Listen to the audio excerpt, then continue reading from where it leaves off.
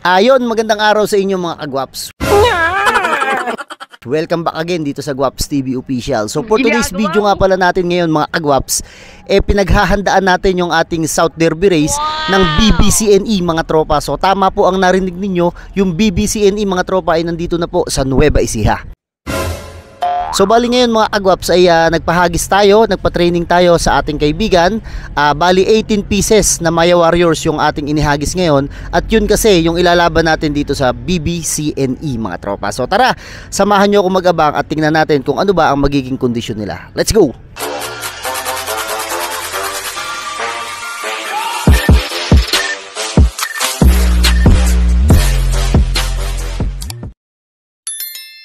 Ayan, so mga kagwaps, ito nga palang loop ko. Medyo nag-iba nga tayo dito, di ba? So ready na rin natin tong stick mga kagwaps, mga kalapatids, para nang sa gayon pagdating nila mamaya okay na rin. So yung panahon natin medyo makulimlim mga kalapatids. At talagang kahit papano matcha-challenge yung ibon natin. So ang pinaghagisan lang naman doon ay parang nasa almost 35 kilometers lang yata mga kalapatids, mga kagwaps. Kaya titignan natin ngayon kung sino makakauwi sa kanila. So wala nang laman tong loop natin. Lahat kasi sila nakasama mga kagwaps. Maraming nagsasabi mga kagwaps na maganda raw itong ating loop. So tignan nyo naman kasi napakasimple lang din ng loop natin. Para nang sa gayon komportable lang yung mga alaga natin. So naglagay ako dito sa gitna, open area yan. Tumatagos yung hangin. And then ito medyo kulob. And then ito medyo kulob mga kagwaps.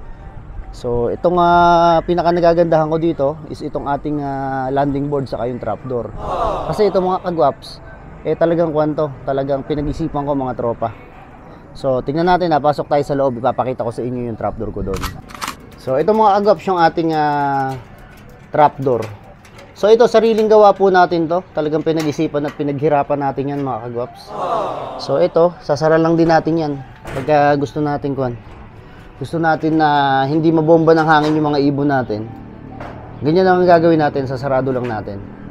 So ito naman, pagka nilak natin to, doon na tayo sa labas kukuha ng sticker mga kagwaps. Kaya sabi ko nga sa inyo, talagang maganda yung trapdoor natin na to. So tuwan-tuwa rin ako dito. Dito naman, nai-open din yan mga kagwaps. Diba? So maraming kwento, maraming style tong loop ko na to. Kaya talagang kahit papano komportable yung mga alaga ko rito. So sana lang makapagpa-champion dito sa loop natin na to mga kagwaps. So maya intayin natin yung ating mga kalapate at dadating na rin yun.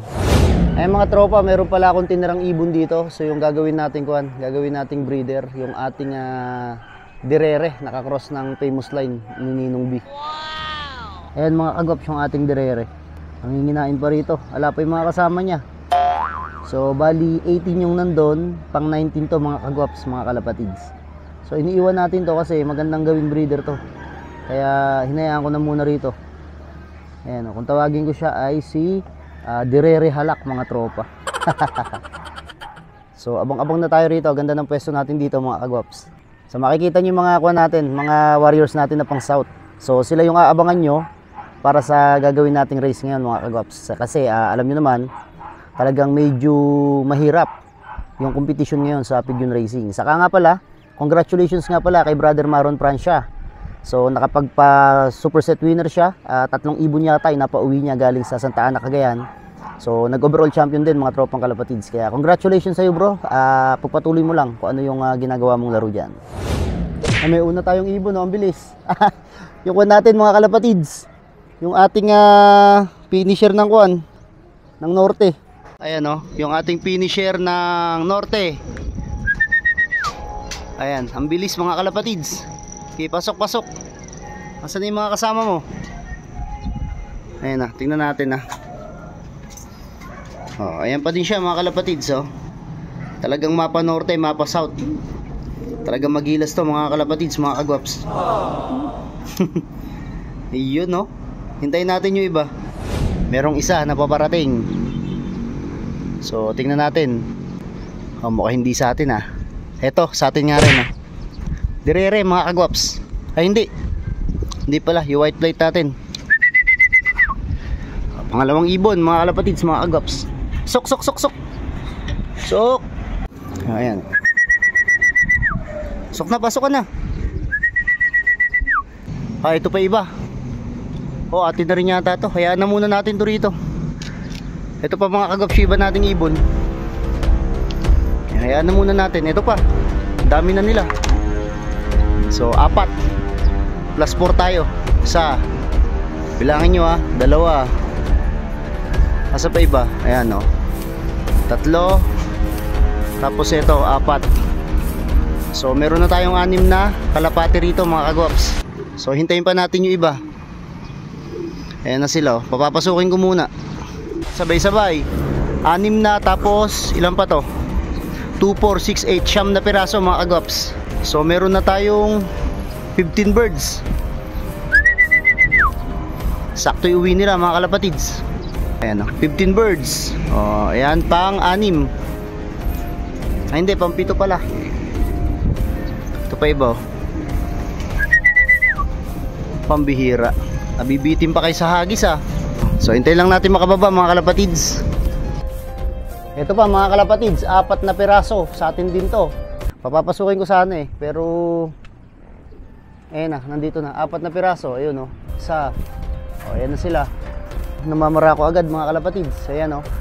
So kapag ganito karami abangan natin, ewan ko na lang kung paano gagawin natin pagkaklak mga kalapatids. 19 piraso yan. Ay 18 pala, hindi ko sinama isa. Pasok na. Ayaw pa. So di ko alam kung ilan na to ha. Nasa kompleto na ata agad tayo Ayan, meron pa tayong isa mga kagwaps. Hindi ko lang alam kung bumaba na. So di ko alam, 2 o 3 na lang kulang natin. Pagka ganun ng mga tropa dating ng ibon, mahirap. Kasi imagine niyo, magkaklak ka, tapos ganun ganun ang dating ng ibon.